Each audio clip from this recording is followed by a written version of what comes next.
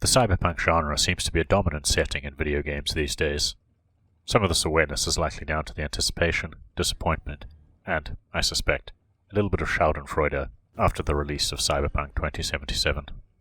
If we ignore the outsized effect that game had on the discourse, cyberpunk as a setting and genre has never been healthier. Gamedec, from Anshar Studios and Anshar Publishing, is, ostensibly, an RPG tasking the player with controlling a game detective, or game deck in in-world parlance. You are a freelance troubleshooter, hired by the rich and poor alike to investigate rule-breaking and virtual crimes in the Virtualim, a catch-all term for the virtual worlds that most of the citizens of this world spend their time in. This world has almost everything in common with the one from Ready Player One, minus the licensed nostalgia bait of the 80s pop culture.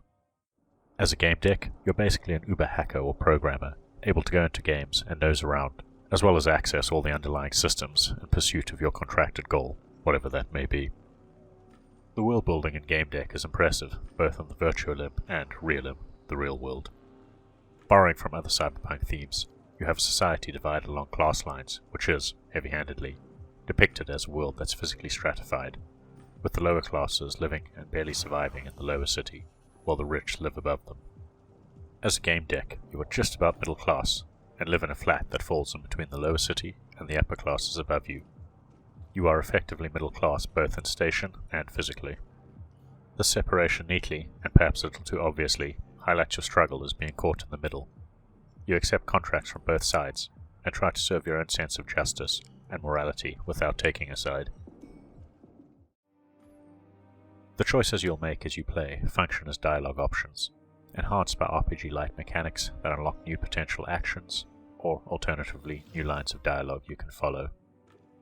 Throughout the game, those dialogue and action choices reward you with a potential increase in one of 4 attributes, and, depending on where you accumulate these points, they allow you to unlock varied but simplistic skills on a skill tree. Thankfully, the skill tree is not all that complex, making it easy to assess and pick from the 16 or so jobs available.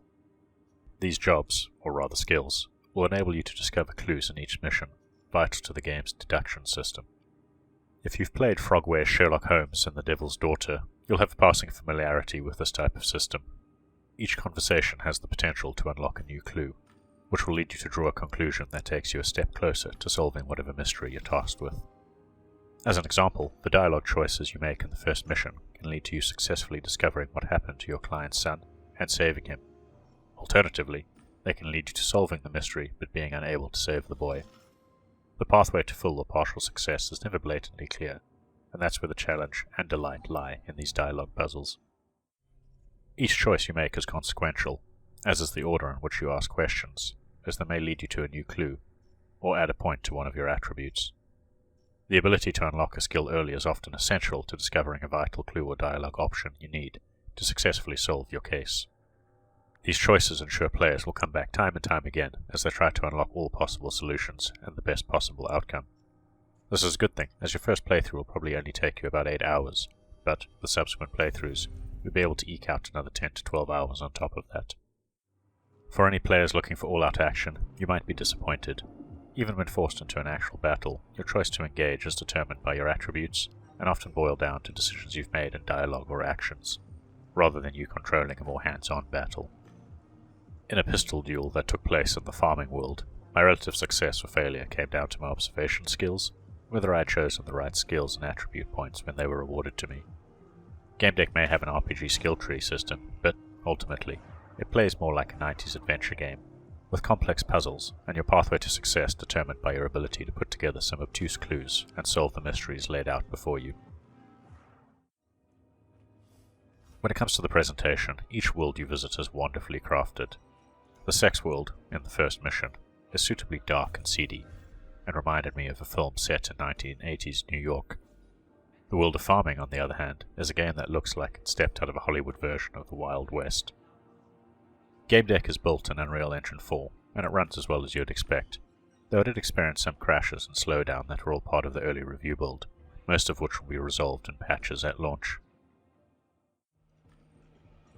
Ultimately, Gamedec is a wonderful entry into both the cyberpunk genre, as well as the extensive library of adventure games that have seen a revival in recent years. For fans of detective novels and films, the opportunity to play one in-game, solving high-tech mysteries, is excellent, and proves that players can be just as good as Poirot or Holmes if given the chance. Gamedec allows players to find the correct culprit using nothing but the little grey cells, and it's fantastic. As such, it comes highly recommended for anyone looking for a brain teaser, a slower-paced game that relies more on your ability to puzzle things out, rather than one that relies on your ability to memorize enemy patterns or be the fastest to react.